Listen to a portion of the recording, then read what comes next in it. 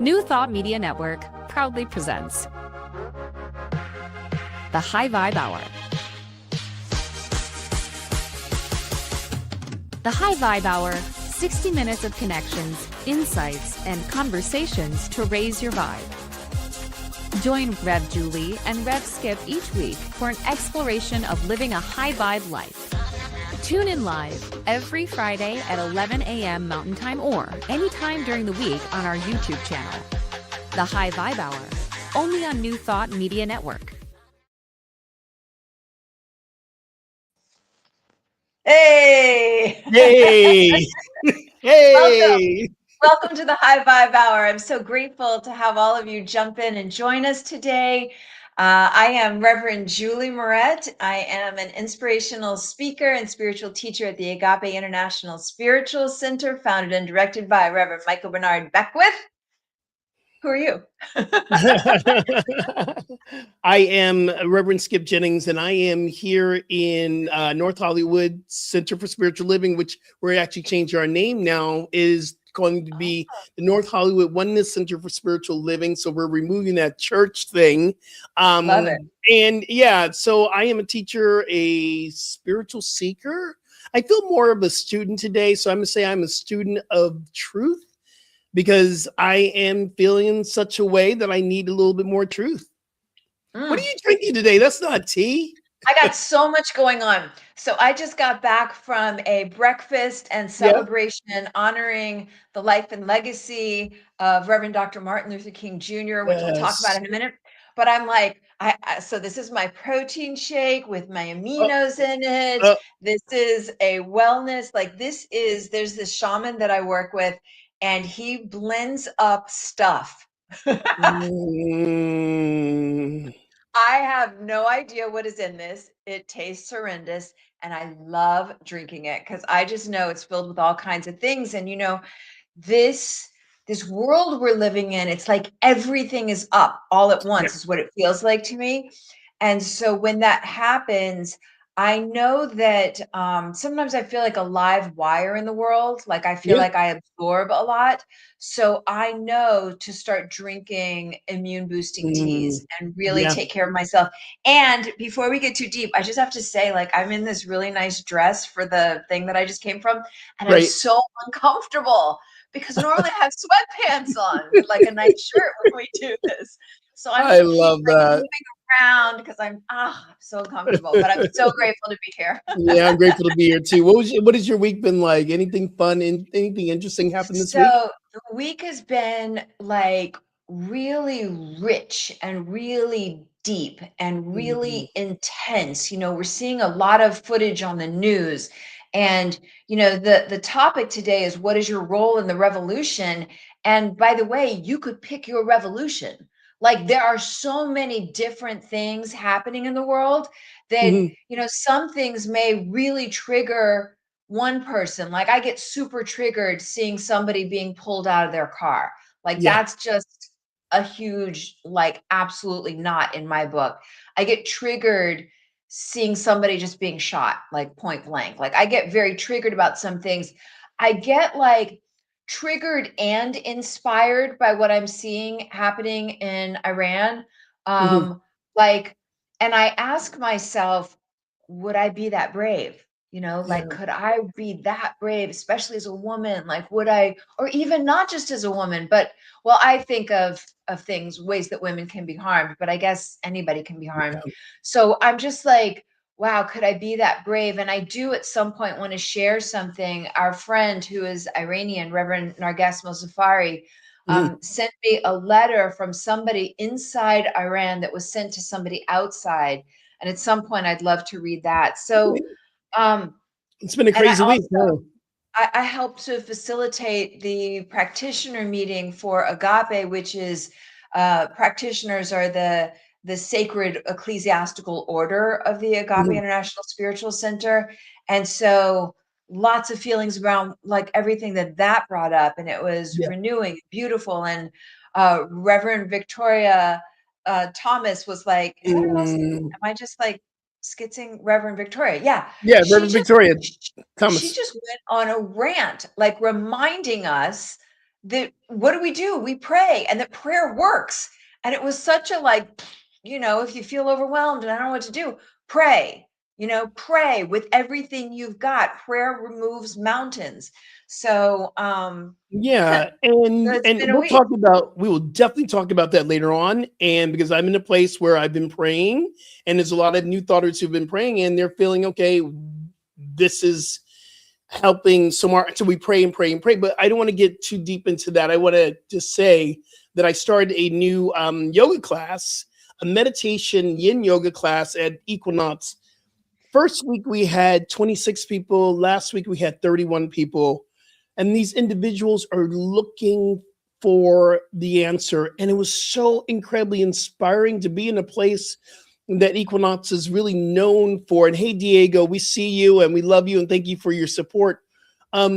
We to be in working for a company that's really very much surface oriented, to bring into deep meditation and yin and in their studios, and people are really wanting more of that, was inspiring, especially during this time. So it's been a very interesting week here and kind of Wait, I crazy. want to say something about yin yoga. Yin yoga is my favorite in the whole world. Is it really? I call it roly-poly yoga. Why do you call it roly-poly yoga? Because I like to lay on the ground like this, and then you lay like this, Yeah, you lay like yeah. this, and just so slow and sweet. And what an arc I have had in the world of yoga, because I came from was it Steve Ross and what's the guy that did the Oh, power Steve Ross. yoga? He's a friend of mine, Steve Ross. Brian Kest, I think. Brian Kest, I and then there I was Steve. was There doing was Steven. power Yeah, yoga and move, move, move, move. so intense, Yeah, aggressive hours every day. And I gotta tell you, I love yin yoga, my I do favorite too. in the whole I do world. too. It gives us permission to really slow down. I mean, Mhm, yoga, we can invent, because I teach vinyasa as well on a Tuesday. But and then they've asked me to add in a late Monday night, not late, but 8 o'clock in the evening to 9 o'clock to help people to go to sleep. mhm. Um, but the yin yoga for me has really shifted me into becoming more of a meditation teacher, to really hone my tools in meditation, because yin is meditation. Yeah. So the great thing I've learned about myself, what I love to do, is I'm creating my own kind of, not my own, but my own philosophy around yin, is that we begin with the body. Let's shift into the physical so we can hold the pose. Let's touch into the mental. What are we thinking with our minds as we're going to the pose? Some people can use your mind to empower the pose or to hinder the pose. And then what are you feeling spiritually, energetic? So I've been really working on that, honing the tools for that. And it's been incredible. It's been really incredible. I've also realized something. I've been drinking a lot of black tea this Mhm. week, and I've been feeling black tea is different than green tea. And black tea has a edge to it. It's a little bit more. Green tea Yeah. is really More yang. soothing. Yeah, soothing energy. It's like when I drink the jasmine tea, I feel really good. The black tea has a real different effect on me. So I'm realizing part of what I'm feeling this week might be coming from the black tea I've been drinking a lot of. That's what I was just thinking, because we were talking before, and you were telling me you had a lot really coming up. And I Yeah. think for me, black tea, some of that agitation happens for me with black tea. Mm, So, mm. so I'd be so curious to see what happens when you start to shift it over and get back to that smooth green tea, that smooth green tea.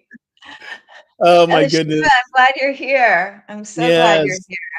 Yeah, and Um, that yin yoga is great for yeah. calming the nervous system. So that's even like part of the antidote to this moment, so we can even be clear about what our role in the revolution is. We got to get into a brain state where we can Yeah. think effectively, and that yin yoga is part of it.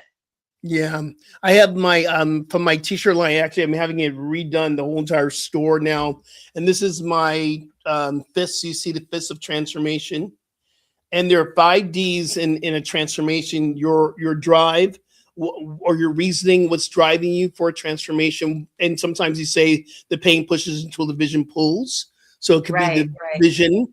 your drive, your dedication, because I really believe that we're called to stay in this and to be dedicated into this experience of what's happening. And I also believe that it requires discipline. And what is the discipline? I believe the discipline is the prayer, the meditation, getting out, standing up for right action. Sometimes people call to be on the streets. And then the direction. What is the direction that we're going and where are we coming from? And then the Right. last one is let's see, drive, dedication, determination, discipline, and direction. And we keep moving in that direction. And part of this rise up, and these the words there in the t-shirt, part of this uprising, I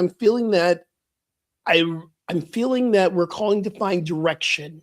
Because right now I'm seeing a lot of chaos, which there is God in chaos is in God, and God is in chaos. There is a divine order to all this. I truly, truly, truly believe this. Yet I'm seeing it as a lot of chaos. And that's kind of been the week this week of watching everything happening, unfolding in turbo time. It feels like it's turbo. Right.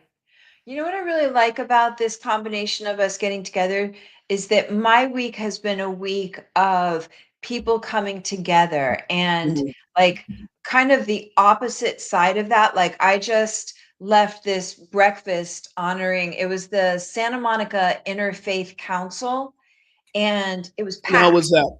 Was it And packed? yeah, and you know what so there was an East Indian from Self-Realization Fellowship doing an opening meditation. There was Gerald Rivers. Rivers, Gerald Rivers, right? yeah. He brought in Dr. King. There were Jewish people, there were Native American people, there was people from all different kinds of churches. And so I was just immersed in the possibility of us humans. I was just immersed, Ricky Byers bringing that Yeah. soundtrack and I just Rashid Lani, and so I just got so drenched in the possibility of us humans. Mhm. And so that's the common consciousness that I'm really bringing in to our time together today is that Mhm. when we see all these uprisings and challenges, and I've spoken a lot with Narges, who's Iranian, and she's talking about like the extreme tragedies that are happening for people standing up for their rights. And at the same time, the massive progress that's happening. Like they Yeah. are on the cusp of like this is it. And can I just read this Oh, text? absolutely, please. Oh Okay, my God. so Yeah, this thank you. this message came from somebody that's inside Iran, and their internet has been cut off. I think it's 7 or 8 days now. So Mhm. even our guest has not been in touch with her family, right? Mhm. And this is what somebody finally got this message to the outside world, and it said, "Greetings, Brother Khan. With great difficulty, I managed to get temporary access to the internet. Here it is truly like the end of days. For us, it smells like victory. For them, it smells like the stench of being overthrown, and they know it themselves. I say Mm. this without exaggeration. It's what I've seen with my own eyes. The videos that you are seeing out there in the world, even the ones that manage to come out, maybe show at best 20% of the reality. It's simply impossible to show the entire crowd. The crowds are in the millions.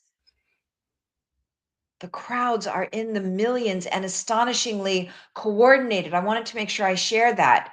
It may look like chaos to us, but he says astonishingly coordinated.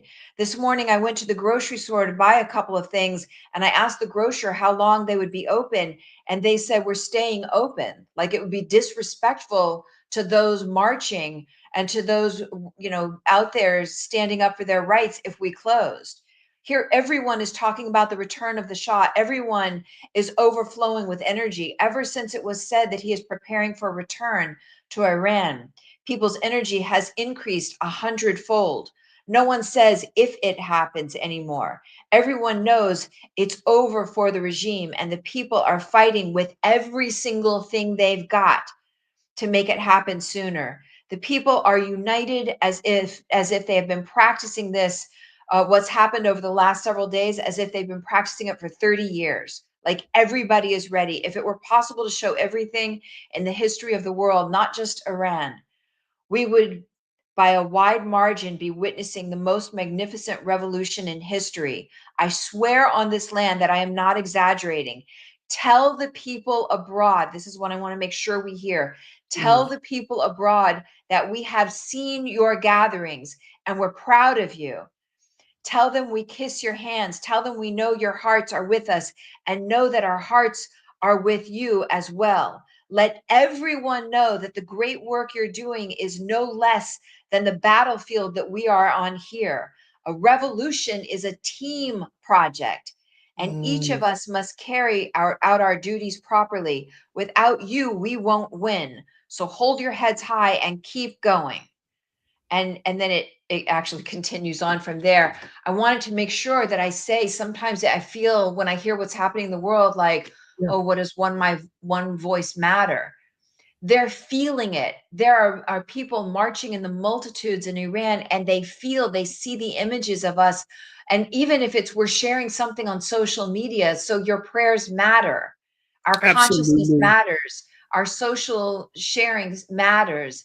And so I'm really rooted in the possibility of us Mm. humans, especially as something very old and dark is shattering and breaking away. I believe there is this ongoing energy, and I believe this is what we're seeing in Minnesota right now. This is where we're seeing parts in America. People are really beginning to feel this onsurge of this uprising. We had it here in LA for a bit.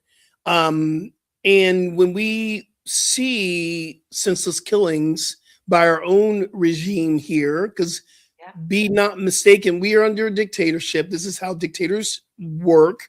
And we're fighting for democracy. I truly, truly, truly believe that this is an energetic flow, not just from Iran, but all over the world. I Right. believe that this energy is starting to rise up. And my question, I think, not even question, that I've been saying, asking God, in this heavy time. And I shared with you earlier, I did that. I went into the rabbit hole of what was going on YouTube. Not a good place to be, but you got to be informed. And now you do the work to lift our frequency, to do what we need to do to rise up. We had a healing circle on Wednesday night. Wednesday night was amazing. It was absolutely amazing. People crying, people praying, people understanding that we're seeing this together in real time, and we're feeling it together in God time. So being able to create a circle where people could just share, and we're going to carry this on a Wednesday night. Myself, and Jamie Lula. If you do not know Jamie Lula, he's one of the greatest New Thought music ministers out there, songwriters. And we do a healing service on a Wednesday night. We're getting in a circle, and we are gathering, and we are to lift the frequency so that we may step out and to do the work that we're called to do, because we have work to do. We absolutely do. I'm just checking out some of the messages that came in, Mm. and I feel so grateful that we can gather. I feel like our consciousness together, feeling everybody kind of pouring in. Astrophysicists say if you wave your hand in one place, it has ripple effects that extend to the farthest star. So when we gather with the intention of being harmony and unity and being a stand for peace on earth, I'm grateful for how that ripples out into the world and people feel it. It gets felt. And I'm so mindful of how important it is that we kind of anchor sanity. Like we really anchor sanity. It's easy to get swept up in the insanity that's happening. And I shared this, I think I shared this here last week, that one of the congregants at Agape, who I love dearly, Mhm. rolled up on an ICE facility, and there were ICE officers outside, and this person was screaming at the top of their lungs and cursing them out. And like, I understand the rage. I Yeah, really do. I was going to ask you that. Do you I want understand? Yeah, I want them to stay alive. I yeah. want them to be safe. And so mostly my intention with our time gathering is to have a place to say like, oh, this doesn't feel good. Oh, this is so not okay. This is insane. And also like, hello, how is this okay for other people? Like, I don't even understand. Forget your political party. Like, I think Van Jones was saying, like, nobody should be okay, regardless of Right. your political party, with some of the things happening. Exactly. Like, like, Exactly. so that's really like a growing edge for me, because Achille Beckwith said, no, let no person be outside the walls of your heart. And I'm like, deep breath. Okay, really? But for real? Yeah, Let but for no real. person. But that's where the healing happens. It doesn't happen if we just stay clustered amongst ourselves. We got to figure out, how do I love everybody? How do I have space to hold everybody? Whatever, I don't know. Are there wounds that happened in childhood that caused somebody to grow up and feel so insecure that they need to be a Yeah. bully? I don't know what it is, but can my love be so big that it Yes. loves us into wholeness, you know? And I think too, what Van Jones was saying, we all have to say it's not right. And as metaphysicians and as new thoughters and people who are in this world that we know spiritually that it's all in God, but yet externally and the things that we're really feeling, we're not really taking the approach. We got to feel it so we can deal with it and heal through it. I believe that saying, and this is why possibly I can't speak for the person that was doing our agape sister who was doing the rolling up on ice. I can't speak, but I understand too, if we don't have a time to have a conversation like this, to say, I'm feeling this, I don't know what to do. I believe if we don't speak about it, it's going to explode like a volcano. And I'm seeing more and more people who are reactionary than interactionary. And I'm trying to be more interactionary, and yet there is this reactionary experience.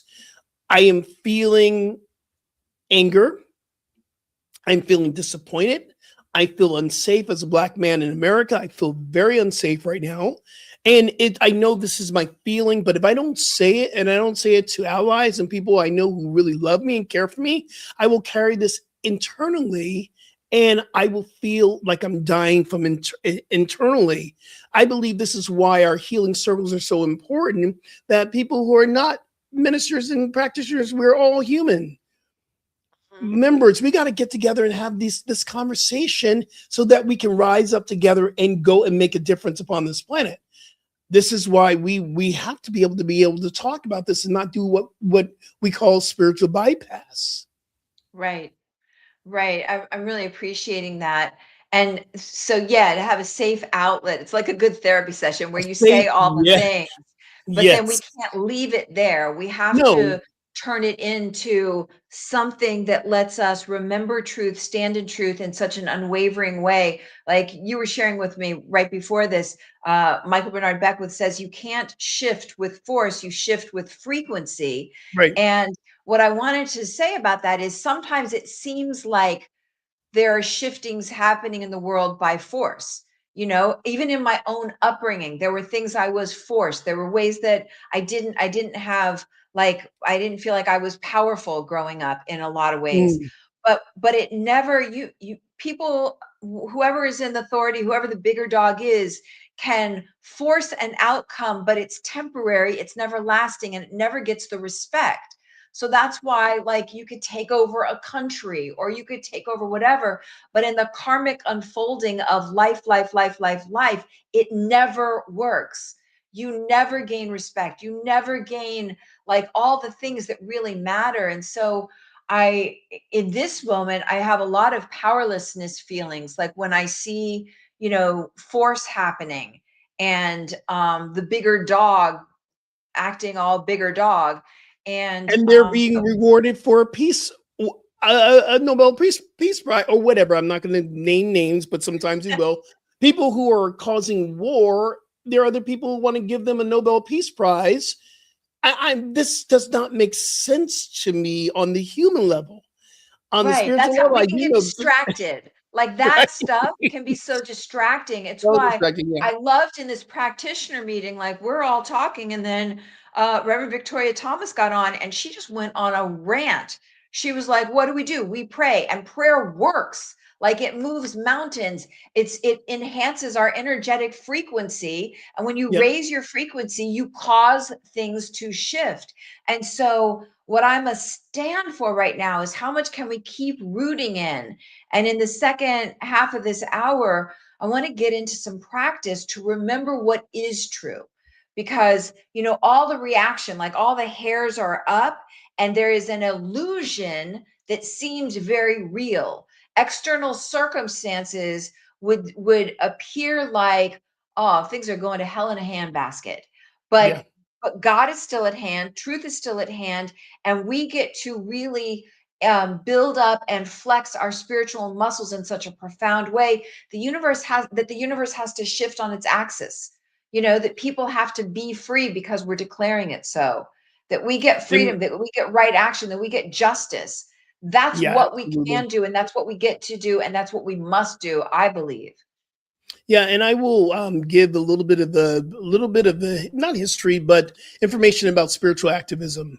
I have a whole list of people who have stepped into spiritual. Martin Luther King was spiritual activism. We'll talk about Thich Nhat Hanh, Desmond Tutu, the indigenous water people. These are the protect the waters. These are all people. Gandhi, Mother Teresa. They all came from the same space that we've targeted or we have now named as spiritual activism.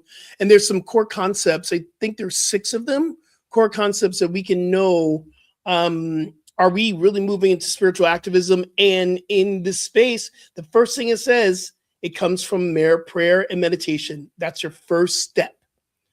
And then whatever else we do comes from prayer and meditation. Yeah. And I feel like there's a piece in there about non-attachment.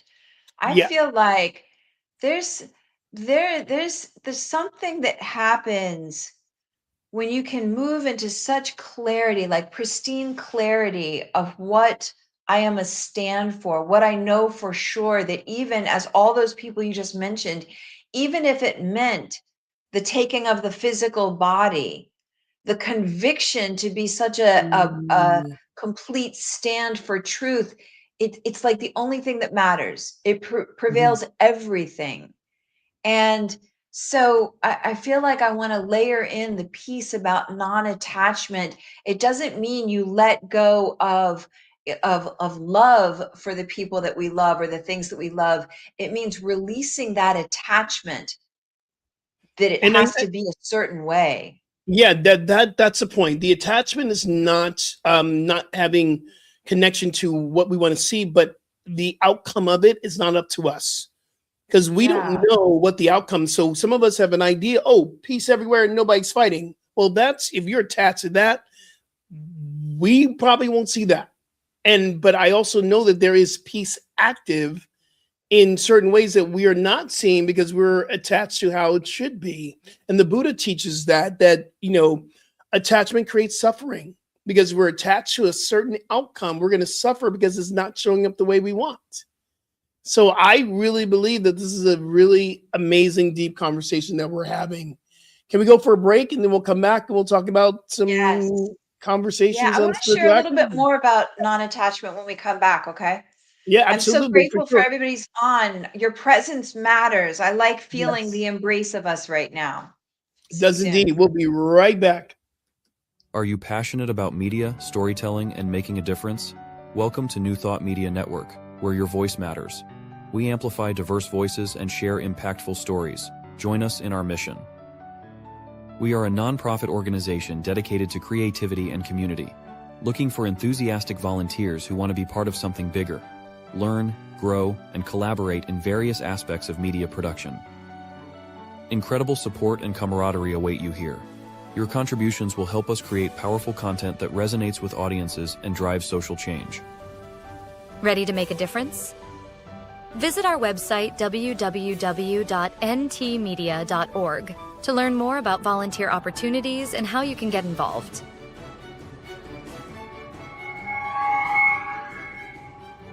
Find our volunteer inquiry under the Engage tab on our website or visit www.ntmedia.org/volunteer.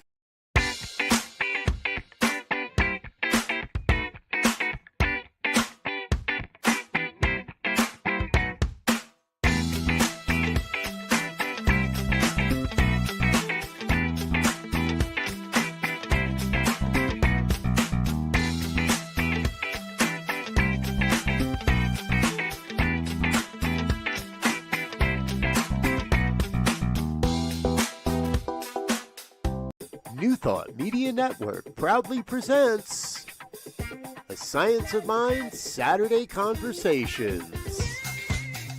Learn more about the Science of Mind philosophy, faith, and way of life.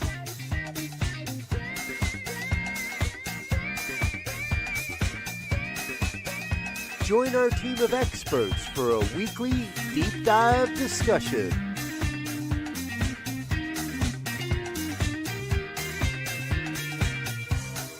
Come study the science of mind, chapter by chapter,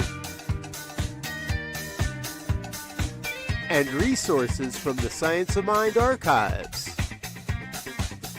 Plan to join us every Saturday, 9 a.m. Mountain Time. New Thought Media Network proudly presents the High Vibe Hour.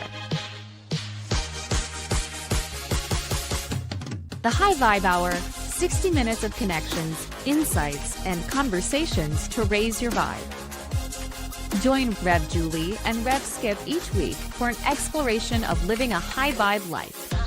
Tune in live every Friday at 11 a.m. Mountain Time or anytime during the week on our YouTube channel. The High Vibe Hour, only on New Thought Media Network.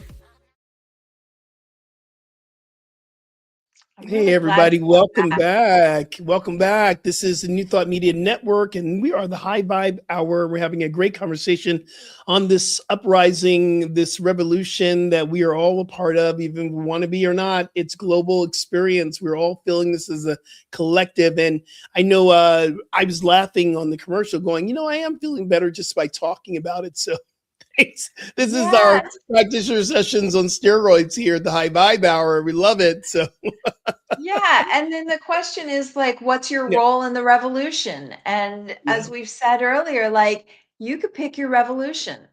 There are so many things happening in the world. There are things happening all around the world. There are things happening in the United States. There might be things happening in your own life, in your own family. What is your role in the revolution? And we're going to get to that in a minute. I wanted to share a bit more about the idea of non-attachment, because sometimes I think I know what the outcome of something should be. But when I anchor into my trust, then maybe there's something happening that is of purpose. Maybe some of what I'm seeing is so needed in the breaking away of an old paradigm to allow something new to really birth itself. And at the same time, if you are called to take an action, then that's part of it as well. It's, I guess, the non-attachment to how things are supposed to look. And I had the experience, I think I've only really sincerely felt non-attachment, complete non-attachment once in my life. My son was 6 years old. I went to the doctor for a checkup, and the doctor saw something that he was concerned about. So I took some tests, and it was going to be 5 days before I got the test results. And during that time, man, I was so attached. I was walking through my neighborhood, I was just ugly cry, just out loud. I didn't care who saw me, just begging God, beseeching, I have to be okay. You can't take me out. I have a young child to raise, right? And test results came in, they were inconclusive. So I had another 5 days walking around, begging, beseeching. And on the 9th day, so I was going to get the test results the next day. On the 9th day, something lifted out of me. And I felt this pristine peace. And in that moment, I knew that all is well. And I knew that all would continue to be well, even if my body was not. Can you imagine? Even as a parent, if I weren't going to be around to raise my child, I felt that river of consciousness.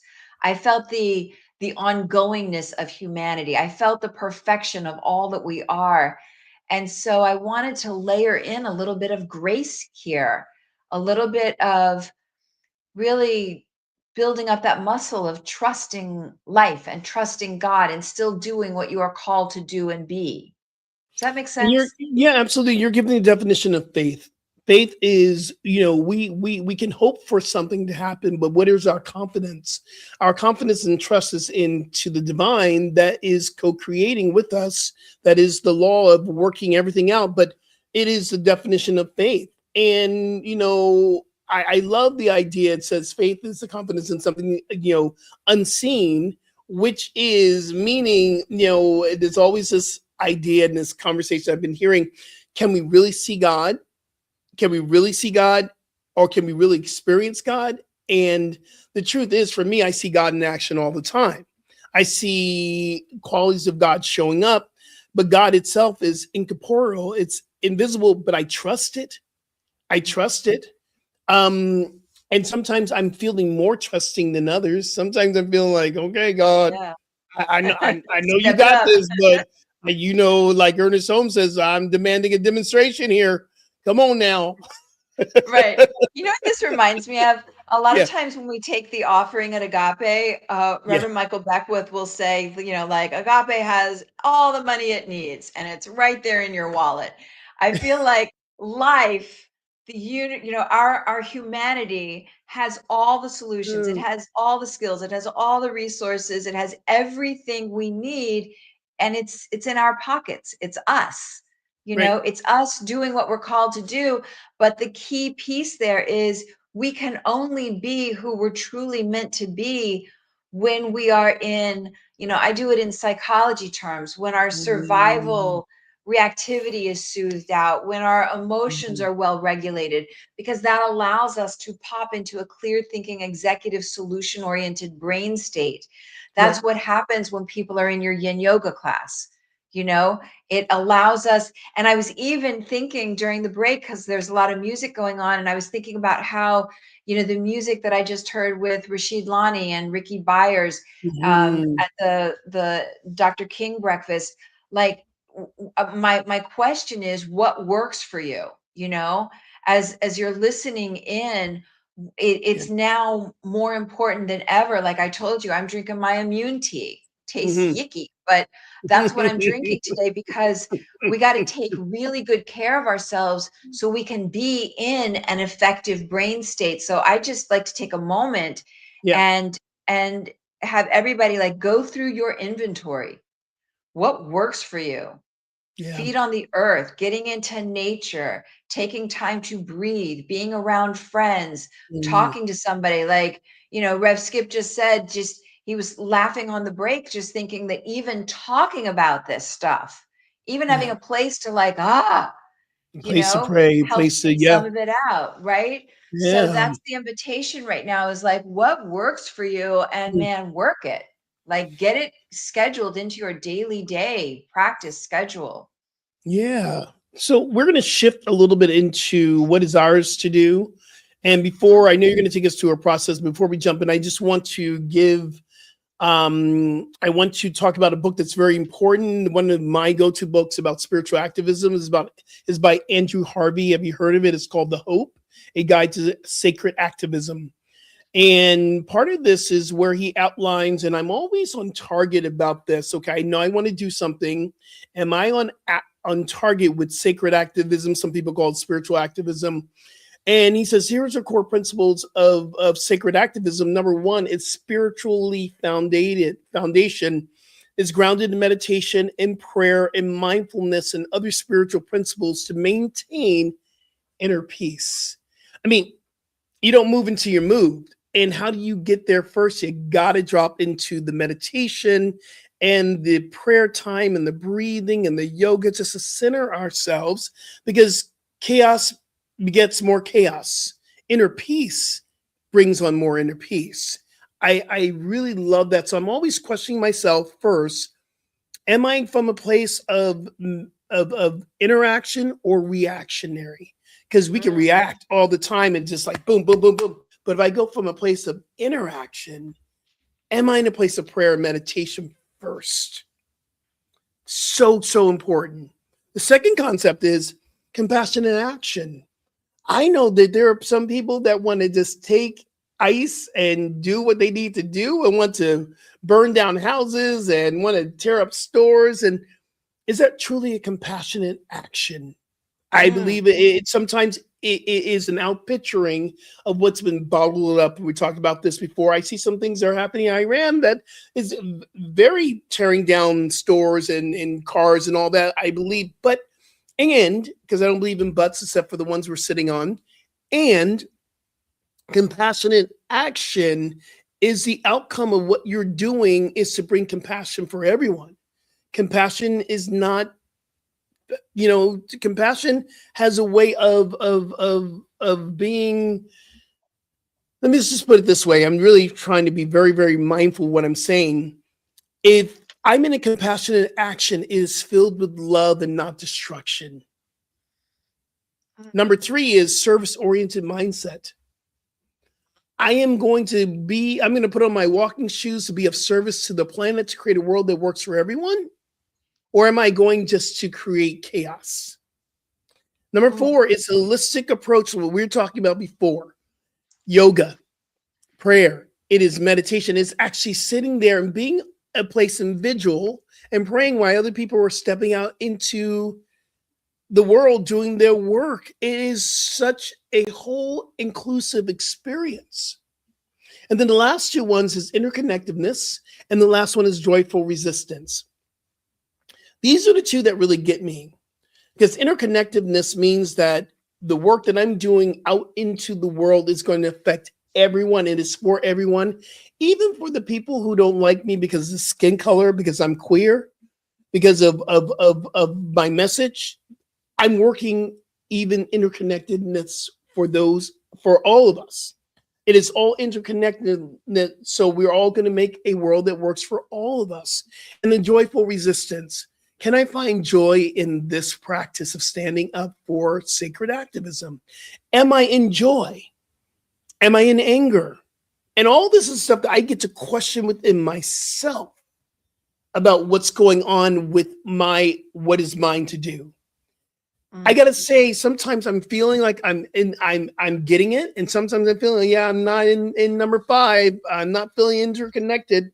I am not in joy right now, and it doesn't mean that we stop doing what we need to do. We just become more awake and aware of where we are at any time. Right. There's something that comes to mind for me. Yeah. I know it's so easy to focus on the things that we don't like and feel very strongly that we are against what's happening. I like the idea. I find it most effective to focus on what I do desire as opposed to what I do not desire. So, and I'm not talking about a spiritual bypass by any means. Like, when you see something that's not okay, it's not okay. But I'm not going to keep all my energy there. I'm going to keep focusing on what is it that I do desire. I'm going to focus on where there is good. And so I want to layer that in as well. It's like we're being called to do 2 things at once. Yeah. We've got to call out crazy when crazy's happening. If something unacceptable, what this reminds me of? It's like stories I've heard during the Holocaust, where it started off, everybody in a Jewish community, they're out and about, they're doing their thing. And then, they're told you need to stay in this part of the village. And so then they're just staying in that part of the village. And then slowly you gotta, you need to wear a thing, but like a star on your arm. And then it just keeps going and keeps going. And so there is like my radar, my antenna are up, and so I feel like it's very important to keep the antenna up and then root so vehemently, so strong, so mightily in what it is that we do desire. So I kept seeing these images of people in Iran, and it was like, focus on all the art that's going to be created, all the beauty that's going to be created, all the, just see the Iranian people free and happy and creative and contributing and joyful. And so I'm really like anchoring my focus there. I'm just knowing it as done already. And so that's something I wanted to offer up, is like to really power up your conviction towards what you do desire as opposed to what you do not. And simultaneously, it does. And simultaneously, I love that you said that we can also hold the consciousness. My heart is still very heavy from the shooting of Renee Good, and thinking she has 2 kids, and thinking that she literally was trying to stand up for righteousness. and really trying to make a difference in her neighborhood. And that saddens me. It also, I mean, I remember feeling this way with George Floyd. I remember Oh, feeling yeah. this way with Breonna Taylor. I remember feeling this way with a lot of people who've lost their lives in senseless, violence from authority, which again brings me to the feeling that I'm feeling, just being who I am and what I do and where we live, that simultaneously I can still feel that and know I know what I want. I know I'm focusing on a world that works for everyone, peace. I'm focusing on art coming out of this. I'm actually starting to do more art and doing, I'm going to probably be at a show this summer. So I'm realizing, and I'm creating t-shirts, peaceful t-shirts. I'm seeing what's happening, yet it still feels a little bit interesting right now. I'm going to use that word, as my friend Ricky Byers would say. This is very interesting times. Yes, it is. Very interesting. Yeah. I think that's a form of your activism, creating your t-shirts. Yeah, I think that is. absolutely. Absolutely. You're Yeah. going to take us through a process.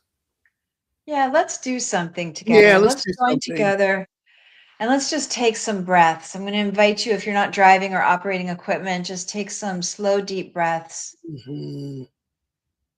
Breathing in swift through the nose and then exhale slow, slow out through slightly parted lips. Breathing in swift through the nose. Mhm. Exhaling out slow, slow through slightly parted lips. And 2 more times on the exhale, let a little sound rumble out, just breaking up any kind of coagulated emotions or stuck energy. Just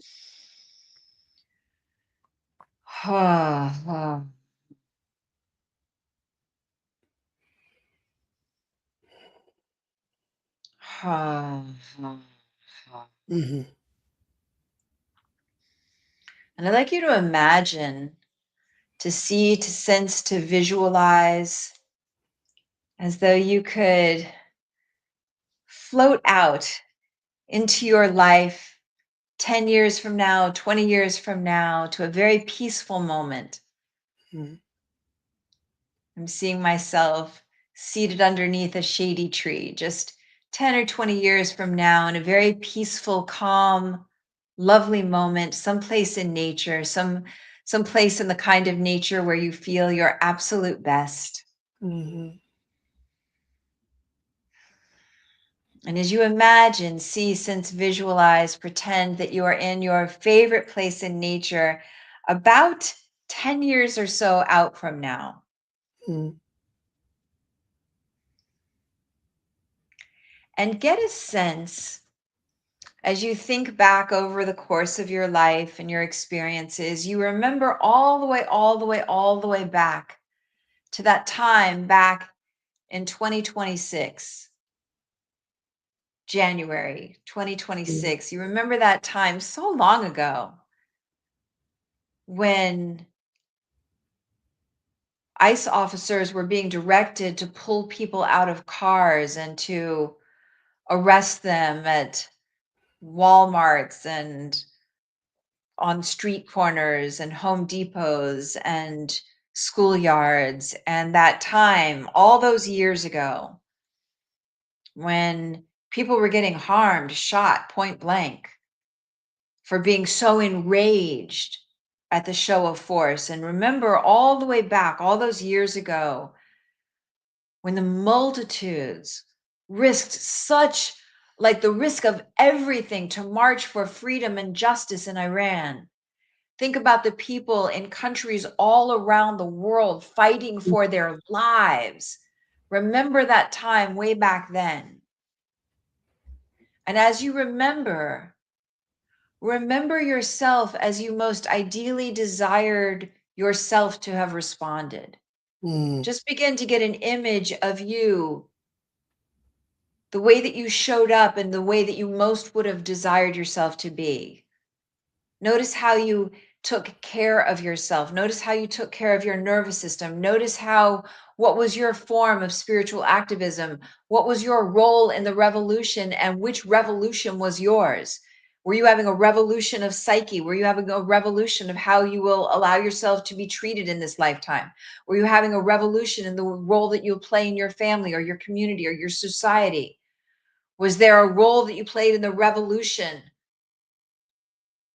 of how citizens in the United States respond to an overreach in authority? Was there a role that you played in the revolution of people standing up for their freedoms and their justice all around the world, as you remember now, all those years ago, back in January 2026?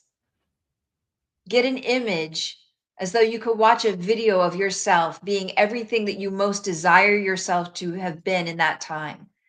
The way that you handled yourself, the way you took care of yourself, the way that you stood up for yourself, for the people around you. Notice, what did you do? Where did you go? How did you spend your time? What actions did you take? And as you look back, as you're way out in the future, 10, 20 years out into the future right now, looking back towards now, just get a sense, what did you do that you feel good about? What actions did you take that you feel congruent with? What are the ways that you were a stand for freedom, justice, democracy, right action?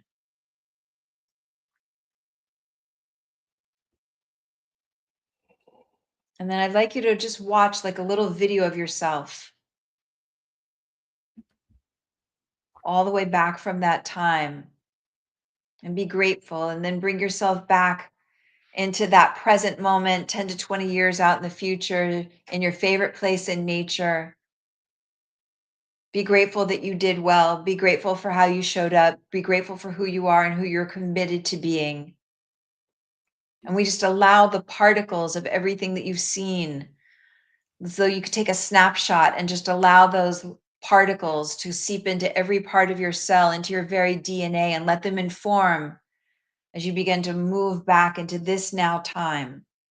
Let them inform what you think, what you say, what you do, that it be wrapped in love, that be wrapped in faith, that it wrapped in trust, that you be who you came here to be, that you embrace your role in the revolution in a way that is responsible, respectable, filled with integrity, right action, in a way that you feel proud of, standing for what you do desire as opposed to what you do not desire. And just gently coming back in with renewal, as though your own mandate has been activated in this moment, and that you move forth knowing who you are needed to be at this time. Mm. Just easily coming all the way back in. How was that for you? Did you get a Beautiful. sense of I what is did. yours? I did, and that's a question that I get to ask and continue to ask. What is mine to do? Because we're here to really step in with authority to do what we're called to do, and not everyone's called to do the same exact thing, and to keep questioning it. And it felt really good to continue to question that and ask, what is mine to do? I think part of this too is I'm grateful that you did the celebration this morning for Martin Luther King. And as we are approaching King's Day on Monday, part of mine to do is to really honor Dr. King, honor his legacy. My family's from Selma, Alabama, which is where the Edmund Pettus Bridge is, the famous march on Bloody Sunday. I've been there. Yeah. You've been there. And I was there with Martin Luther King III last year, just a few months ago, Well, actually. Yeah. Well, I was there. I crossed that bridge many, many times before. My family lives in Selma. And to Wow. recognize my aunts and my uncles who marched on that famous march from Selma to Montgomery. My mother helped people in the kitchens. She cooked food. My grandmother cooked food. They helped the marchers. And my grandmother didn't march. My mother didn't march, but they did what they needed to do. My mother was an activist in her school. She went to Alabama State University, and she was one of the students that created leaflets to hand out to let people know there was a boycott going on the bus boycott. Everyone had something to do for a movement that is still very much alive. We are yet to really see the fullness of the civil rights because we're still fighting for civil rights. But everyone did their own part. As my mother's 92 years old this year. Wow. Actually, What a this year lineage she'll you be come from. Oh my gosh. this year is 93. She'll be 93 this year, and she's powerful woman. My brother was a part of the integrating of schools and in the first Black child to integrate schools in Alexander City, Alabama. My father was part of the minor leagues in baseball to help to integrate minor leagues. He was in the Negro leagues. He went to the minor leagues when they integrated. So everyone has something to do, and I'm just going to leave with this. This is my takeaway because we're closing up. Whatever you choose to do, it is enough. Some people, I need to do more and more and more. No, you don't. You need to really connect with spirit, and that's what is mine to do. So maybe mine is to create a t-shirt or to create a healing circle on Wednesday night or have a talk show here with my friend Julie Moret. That's mine to do. What's your takeaway? I'm just like basking in the lineage you come from and how powerful it is. My lineage, what is my takeaway from today is to keep showing up and keep getting really still and responding to the call inside of me, like to really listen and show up and just keep listening and showing up. And I've been very vocal about what's happening in Iran. I feel very drawn into that, and just to keep listening and keep showing up. Can you send me that text, please? I would love to read it in my own personal time. Will you be able to share that with me? Yeah, I will. I'm also going to post that on my social. So yeah, Oh, wow. for sure. Wow. Yeah. Well, Shiva, it's always great to feel your presence here. I'm so grateful for you. And thank you to everybody joining and archiving. Yeah, these conversations are what matter. That's my takeaway. These conversations matter. They matter. They matter. Rev, I know people can find you on Instagram. Yep, Rev Julie Moret on Instagram. My book, What's Your What? How to Ignite Your Unique Brand. I have it on sale, 50% off. I've never done that before, and it's selling beautifully. So if you want to get a copy for a friend or somebody else, or for yourself, this is a great time to do it, and it's on Amazon. And we also everyone knows that in the program notes and underneath this video is a link that goes directly to Amazon where you can get the book. It's in there every week in my book as well, and where you can work with me personally one-on-one. This is, you can reach me at Rev Skip Jennings on Instagram, skipjennings.com. And we still have room for 3 more people who want to go to Bali, and it's happening March 14th. Not too late, but there are no more payment plans. So just hit me up on social media or directly to me at revskipjennings@gmail.com. I love these conversations. I love it that it doesn't always have to be the high vibration, but we're learning to lift the vibration, and you're amazing. And thank you so much for having this conversation today. Very well needed. Yeah, it is. And it's to be continued for sure. Yes, it is for sure. All right. Peace and blessings, everyone. And remember, transformation is a choice. You chose today. You showed up. Peace. I get to take my dress off now. Yes. Sweatpants. There you go.